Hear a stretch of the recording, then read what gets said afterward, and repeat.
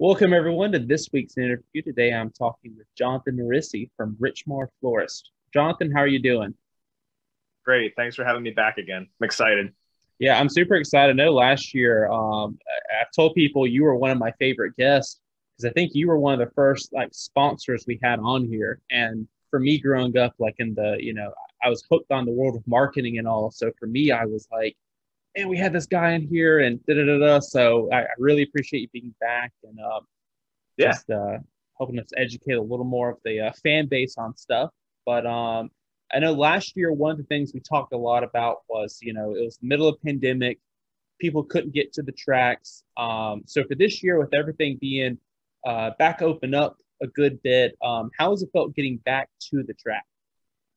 It felt great. I mean, I think my favorite thing to do race day, other than guys and, being with a lot of colleagues and Mm-hmm. contact friends, is to stand out on the track for the national anthem. I mean, I think that is that's by far like the coolest thing. Like I you can't stand on the field, for a football game Mm-hmm. or game or anything like that. But in NASCAR, there you are standing next to Garrett Smithley, Spencer Boyd, Josh Bilecki. I mean, it was just so awesome to be out there with those guys and to share that moment. And then Spencer's tweeted that picture of he and I during the anthem a couple times.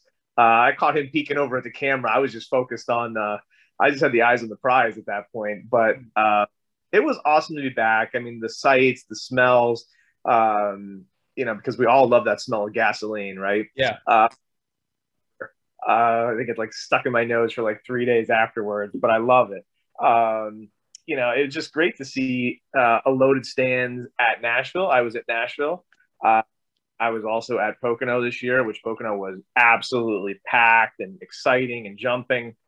I was also at Dover too, right before a whole lot of people could come back. So that was kind of like a tease, Mm-hmm. leading up, but just so great to just see my friends and see our drivers, and obviously you talk to them over the phone and play video games with them or text them, but to see people in person, is just awesome. I mean, we had so much fun Pocono weekend, go-karting and golfing and partying at the house. We always have a house party, so it's just such a great time to get people together, and it was just great to be back with people and to see people at the track and to be actually right back there in the action was awesome. Yeah, I know that's something too as a fan that I really appreciate. It's just how it's almost like you have, we used to have the was it the Coca-Cola racing family, had all these people, but now I feel like it's become like the Rich Mar racing family where you have all these people. And to be old school, I remember being when you couldn't imagine so and so driving a Pepsi car, because they were a Coke driver. It feels like nowadays everyone goes everywhere, but it feels like you guys, you have this group of people who sincerely enjoy just being at the track, being off the track, hanging out and all. So it's cool to see. It's Spencer just he says it best. He's like it's just a big family, and that's really what a lot of guys that are from like the same backgrounds. I mean, maybe outside of Kyle Larson, guys that are trying to make it, trying to make it, need support, and just down to earth guys, and Larson definitely falls in the down to earth category too. But everybody has the same goal to keep growing together. And not only growing on the track, but growing off the track and growing a friendship as well too. So it's just a great group of guys, a great group of brand representatives that we have going on. I mean, I think we're really fortunate to have what we have accomplished in racing so far. Mhm. Like I referenced the Richmar racing family. You've ridden along with a lot of different drivers over the past few years. As a sponsor, why is the decision made to partner with a lot of drivers and be there either on the hood or the quarter panel or whatever versus having that one driver that you might do 10, 15 races with? And I think it's not necessarily a knock at the driver at all, a knock at just one guy. It's more of just spreading marketing dollars around. I think as you mentioned, like Coca-Cola has a bunch of guys, right? So they're not just stuck on one guy. I'm sure they could be on the hood every week if they Mm-hmm. really want. person, but they spread it out. So you're reaching multiple demographics. Somebody who follows, Ryan Ellis may not necessarily follow Spencer Boyd, or someone that follows Garrett Smithley may not, follow Josh Bilecki. So it's good to get the message out there on different platforms. Some of these guys are, more popular on one platform than the other. So, my background is in business in college. So I wouldn't just advertise in newspaper or radio. I would want to be newspaper, TV, billboard. I'd want to be, everywhere. So I'm just applying some, outside the box, mentality is really good. And it keeps the message different. It keeps people like, oh, where are they going to be now? What are they doing? So I know it probably goes against like all traditional NASCAR thinking or racing, sponsorship wise thinking. But I think at the same token, I think it gives us more opportunities throughout the season to do things, more opportunities arise. I mean, more guys want to be a part of what we're doing. I think it's a different strategy than a lot of people take, but it's been a very successful strategy for us. Yeah, I think it's cool because I know we had Ryan Ellis on a while back, and he talked about how, because I was like, I'm familiar with almost the business model growing up. It seemed like people wanted to be in victory lane. That's what they wanted to sponsor. They wanted the car winning, but it's shifted to sponsors don't necessarily, like, everyone wants a checkered flag, but a lot of people are like, well, okay, well, do I want this guy, or do I want someone who's loyal to this kind of stuff? Is this driver, his fan base, no matter what it is, they're going to buy it, whereas this guy over here, are they going to go out and only buy that stuff? Are they going to drive 30 miles to go to this auto parts store versus whatever? So, yeah, I think we've been fortunate, to have guys that really buy into the brand. I think that's really kind of key, for the whole thing. I mean, it definitely has been growing, as and as fans that follow us, and follow our drivers know, it's been great to grow with them, and I think that they have over delivered way above and beyond wherever we started at it. And I think that because one guy started doing it, they all started doing it. They all started, over delivering. And it's just kind of how life goes. You get one person to buy into what you're doing, then all of a sudden everybody wants to do it. I can remember 5 years ago calling people on the phone and saying, hey, I want to sponsor a car. And they're like, oh, well, all right, yeah, maybe we'll get back to you. Some people never even answer an email. So have people say like, hey, I love what you're doing. I want to be a part of this family on multiple levels, on dirt, to asphalt, up to the cups. So I think it says a lot about what we're doing and the way that we do it. Speaking of the way you do it and people follow you, see all the fun you're having, you're super interactive on social media. And one really cool thing that you guys have been doing this year has been the jersey swap.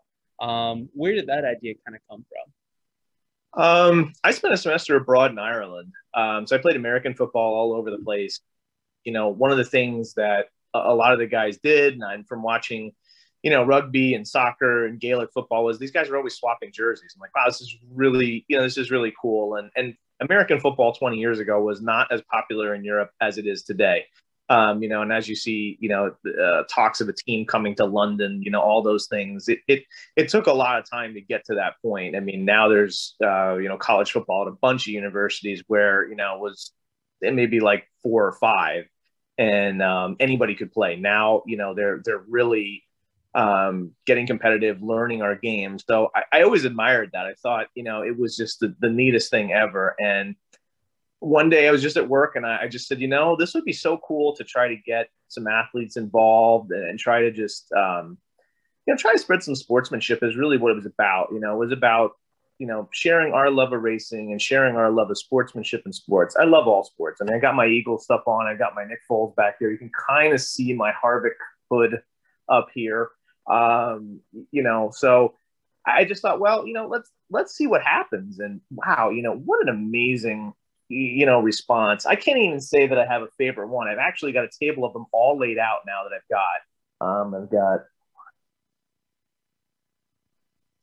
got 8 different ones from athletes of all different backgrounds. I just got one from a former NHL player, Tim Stapleton. He sent me his jersey from Sweden. So after he played in the NHL, for the Jets. He went over to Europe and played over there, and it's like the coolest one, I think, maybe outside of one Ron Capps personally wore and signed for me. I've got some from bowlers, fishermen. Charlie Moore, who's the Mad Fisherman on Northeast Sports Network, has a funny show. It's an awesome show. Sent me a really cool and signed, shirt. Nigel Talton, who is the Freeze, that we see at all the Braves games. Didn't mean to, let out his identity, his secret identity, but he sent me one of his tops from qualifying for the Olympics. He didn't qualify. He finished 8th that day. And, just awesome to be able to share stories with people and, for them to be like, yeah, I really want to do this. Coming from all different, sports disciplines, from hockey to bowling to fishing. One of the first guys that did it was a fisherman from Texas. And, he was just so excited to do it. And I just thought, how awesome not only to spread, sportsmanship, but also spread, our love of motorsports and, to be able to do that and have athletes willing to do that, I think is so cool. There's one there from an MLS player. It's just so awesome to, to be able to connect with those athletes and, for them to understand what we do and for them to appreciate what our company does in sports and just to be able to talk sports with all different kinds of athletes, I think, was a phenomenal success. I'd love to try to keep it going. But all good things kind of, come to an end, I guess. But, it was fun. I hope to do it again when we get another, crew shirt next season and, just try to keep it going and kind of getting the fans involved, giving them some incentive to do it. Hey, if this guy swaps jerseys, you know what, you can get one too. And I have a minor league baseball player who's waiting to get to the majors and wants to swap one when he gets to the majors. So I've been kind of following, along with him. So it's just been awesome, as a fan of sports in general. I think you couldn't ask for a more fun promotion, not only for the fans, but just to have some really neat collectibles on my end, and for those guys to say like, yeah, I've never had a racing jersey before. This is awesome. So for them to be excited about the two jerseys, the pink and black one, and the steel worker salute one. I love that steel worker salute one. It's so cool. So, for them to get excited about it, I think is rewarding in general, just to be able to connect with these guys and kind of just grow our network outside of racing, but through racing. Yeah, I know that was, from a marketing standpoint, I was like, this is genius.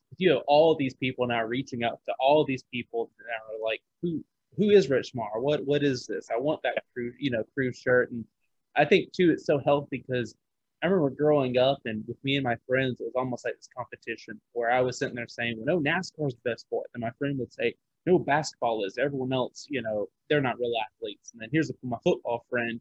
And I think it was so cool getting to see, and I feel like as a whole, it's almost like, it seems like over the past year that's really grown where there's this respect that it's not, oh, you have to choose what camp are you in, but it's more of, no, you can check out the race on Sunday, then watch your football game on Sunday night, then head to your local minor league team on Monday. You don't have to stay in your little camp and just wave that full flag.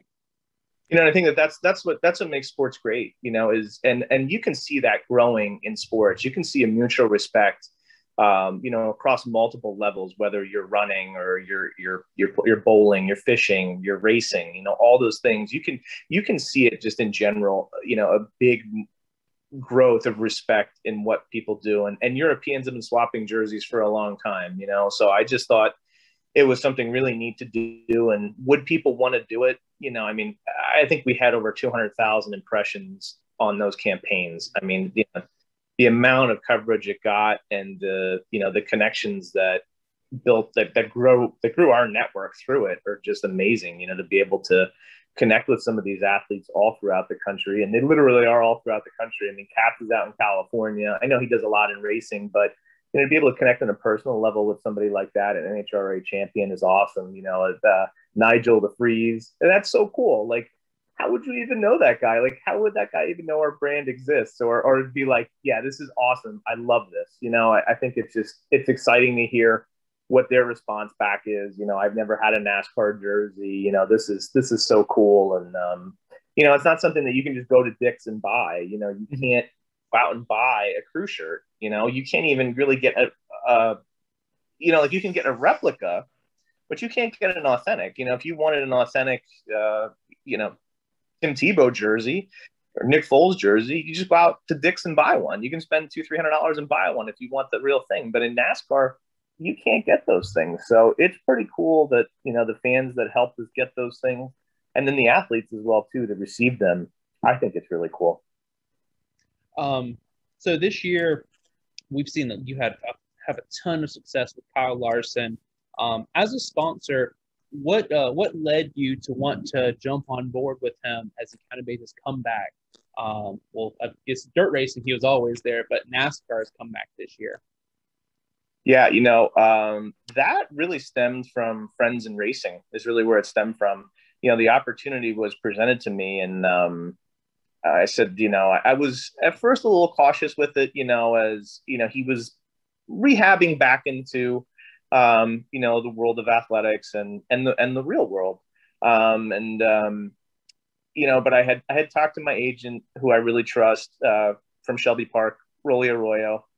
And I said, well, what are your thoughts on this? He said, do you think I would bring this to you if I think this isn't good? I said, okay, well, let's go win.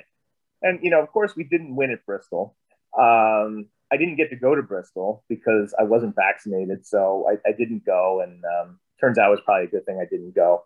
But I've got an awesome hood I'm staring at over here, that Kyle was nice enough to sign for me. And, we kind of had a good laugh on that when we came up to Pocono. But, really, the TV broadcast was all about us. They kept talking about Rich Marr and Waltrip's like little puns about roses and stuff. It was pretty cool. It was an awesome opportunity, and it was just the right time. People were still a little apprehensive, and I said, listen, I can't. I'm a small business. I can't have people turning on us because of this. And I think that Bubba Wallace is to thank for that. I think he gets a lot of crap in racing, but him embracing Larson after that win, and we pretty much signed that contract like 2 days later. It was already in talks. He went out and won. Bubba embraces him. I think that makes a lot of people's minds at ease. I think that he could have left that go, whatever his motivation was for it, whether it was good or bad, whatever it was. I think that it was huge in the sport of racing and huge in helping the country heal as well, too. So, it was kind of a no-brainer after that. When I saw him do that, I thought, all right, this is good. People have made the step to forgive him. Maybe they won't forget, but at least it's forgiven. And that's just human nature. But what an awesome opportunity. So, we run Bristol.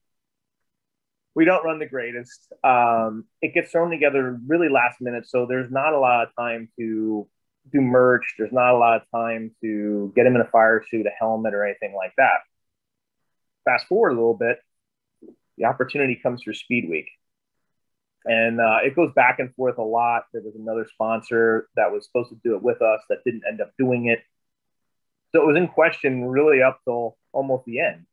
And one of the things that I had said was, if we're going to continue to invest in Kyle, I really want Kyle in our fire suit. We need to do this the right way.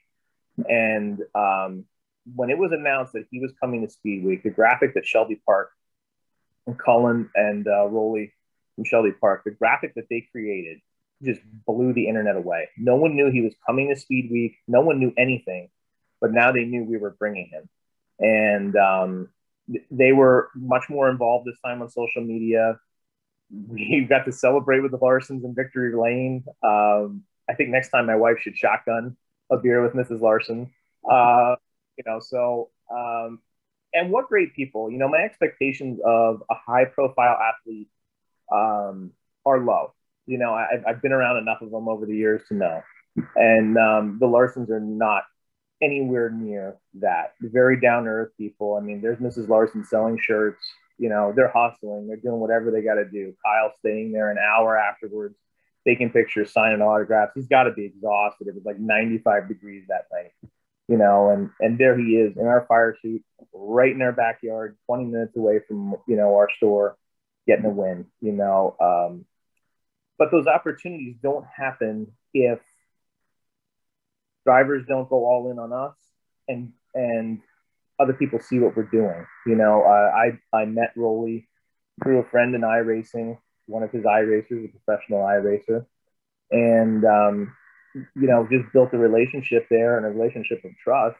And that opportunity arose because of all those other things, because of guys like Spencer Boyd, because of guys like Garrett Smithley wearing our helmet, wearing our fire suits, embracing everything that we're doing, led us to that amazing opportunity. And I'm eternally grateful I was able to stand in victory lane 2 nights in a row with the Larson. Yeah, I was so excited when I saw him announce the truck and all, because I feel like with watching Kyle, there's so many people that something will happen and they'll give an apology and you think, oh, okay, what's his stuff really changed? And then as time goes on, you kind of start wondering, like, well, did they really improve from it? But I feel like with Kyle, and people are going to have their own opinion, but I feel like that was something that he does seem like a changed guy. He seems like he is different, from the Kyle. You just way more mature, even from the Kyle from, when he first won the Chili Bowl, and all that kind of stuff. And I saw you guys on there. Man, that's so cool that they have an opportunity to get to partner with him and be a part of this story, as it unfolds. Plus, it's awesome to show up in victory lane. Yeah, you can't really put a price on that, on that experience. My dad was there, my wife, my daughter, my wife's uncle was there. I mean, it was incredible. With 2 laps to go, if he was leading at 2 laps to go, start making our way to victory lane. And, we really got to know him really well over the course of Pennsylvania Speed Week. When he pulled out that win in Port Royal, I mean, what an amazing win.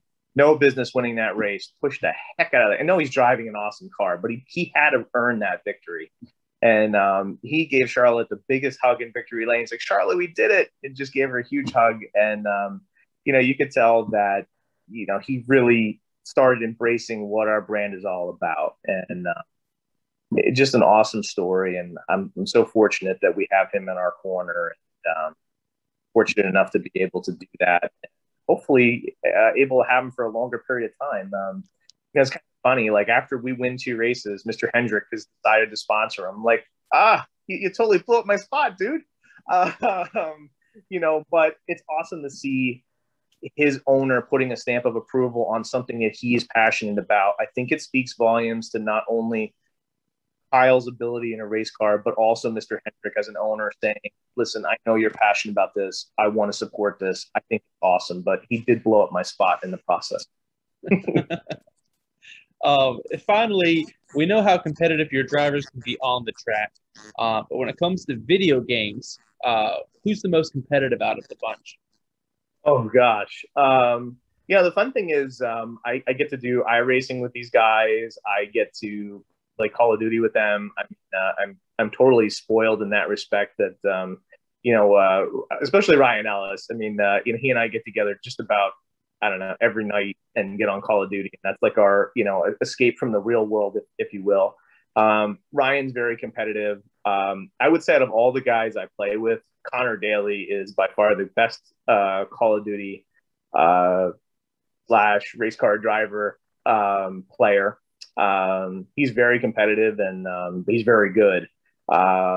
It's fun. I mean, it's fun. We get on, Cody Ware gets on with us a bunch of times, and he's always got some funny jokes. And I think we're competitive, but, we like to have fun too. We'll joke around, but there's times in game where we're pretty serious. On the iRacing side of things, they're all pretty competitive about that. And it might sound like a lot of fun that you can, go and, get on iRacing with, NASCAR drivers or IndyCar drivers or dirt drivers. The bad part is they're really good. So they kick your butt, while you're out there. And it's like, hey, how about some pointers on this? They're like, well, go slower that way. I'm like, all right, thanks. So there's no pointers given. It's every man for himself. But it was really fun, like, kind of training with Ellis as he, was going to do COTA this year. We got on and did a bunch of iRacing on COTA. And, it's just been a fun experience to be able to, build those friendships and, and even like I said, like, getting on with Connor and even getting to know Cody better, it's awesome. It's great to see other people respect what you do across motorsports, not just the people that you sponsor, but, other people that say, yeah, hey, yeah, you're iRacing. Let's get on there and do that. Hey, you guys have a spot for me in Call of Duty tonight. Pretty cool. And, but they're all competitive, they're all athletes. And any athlete is competitive. So, we have fun though. It's a good group.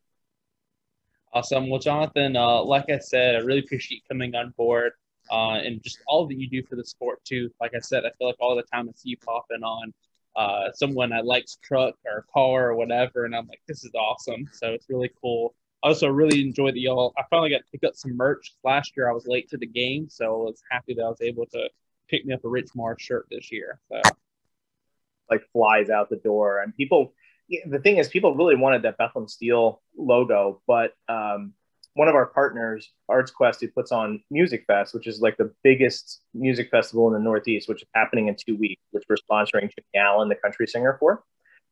They allowed me, they have the rights to that logo. They allowed me to, kind of replicate that logo. So, which was cool because that's really where my family started. When they came from Ireland, that's where they worked from, 120 years of Morrissey's working there. So, like you said, when the merch comes in, it's gone.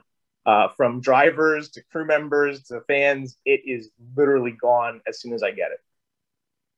awesome. Well, yeah. So if you see something pop up on there, make sure you grab it. Make sure you head out and support Rich Mar and check them out online. If you want to give out your socials, feel free to. Take the shameless plug, sure. richmarflores.com just got an awesome update. There's a whole racing section. So if you'd like to learn any more about any of the drivers that we have ever sponsored, anybody whose car we've ever been on is listed there. You can click their picture. There's a picture of the car that they drove for us, or, with our logo on the car that they drove for us. Plus, it will take you to their personal pages and, give you a little bio on them as well, too. We're on Instagram, Facebook, and Twitter at Richmar Florist. So, check us out. It's funny to see people, athletes like clicking on their like of wedding flowers, and it's always fun to see who will like what that we post. Obviously, we still do flowers, even though we do all these fun things in motorsports and across, a couple different sports. So it's always fun to see who will like what. All right. Thanks for joining us, Jonathan. No problem. Thanks for having me.